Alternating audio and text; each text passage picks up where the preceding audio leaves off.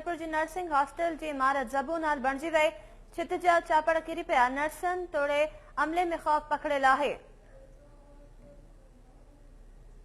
Civil अस्पताल खैरपुर जी nursing hostel जी एक class जी छित जा ओचितो चापड़ किरी पिया। मरम्मत करण जो मुतालबो कयो वियो आहे।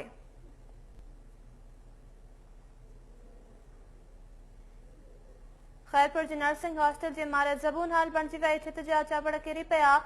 नर्सिस तोड़े अमले में खौफ पकड़ियल आहे। सिविल अस्पताल खैरपुर जी नर्सिंग हॉस्टल जी एक क्लास जी छित जा ओचितो चापड़ किरी पिया। मरम्मत करण जो मुतालबो कयो वियो आहे।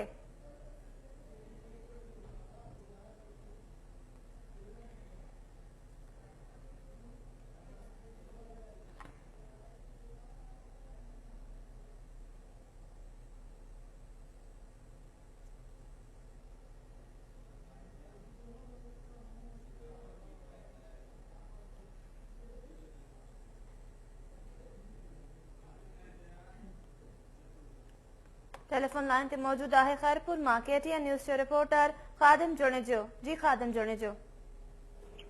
बिल्कुल मानूर खैरपुर जी जेका नर्सिंग हॉस्टल आहे उन छत जा चापड़ उते किरी पिया। नर्सिन तोड़े अमले में खौफ आहे। सिविल अस्पताल खैरपुर जी मेडिकल कॉलेज जेका आहे उनजी नर्सिंग हॉस्टल जिते छोकिरियूं क्लास वठंदियूं आहिनि, कोर्स कंदियूं आहिनि, उते ओचे चापड़ किरी पिया आहिनि। जे करे नर्सिंग कोर्स कंदड़ जेके अमलो आहे तोड़े कराईंदड़ उहो खौफ पखिड़िजी वियो आहे। उते उन ॾिस में हॉस्टल जी जेका प्रिंसिपल आहे फातिमा, उनजो चवणु आहे त हॉस्टल जी इमारत मुकमल तौर तबाह थी वई आहे, ख़तरनाक थी वई आहे।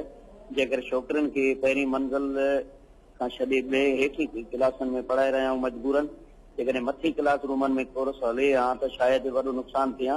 उन्हनि चयो त फौरी तौर ते हॉस्टल खे ॿिए हंधि शिफ्ट कयो वञे, मुंतकिल कयो वञे, न त वॾे नुक़सान जो ख़दशो आहे ऐं जेका कोर्सिंग वारी तालीम आहे उहा डिस्टर्ब थी रही आहे। जी ठीक है खादिम जुड़िजो। अपडेट करण लाइ अवां जी वरी महिरबानी।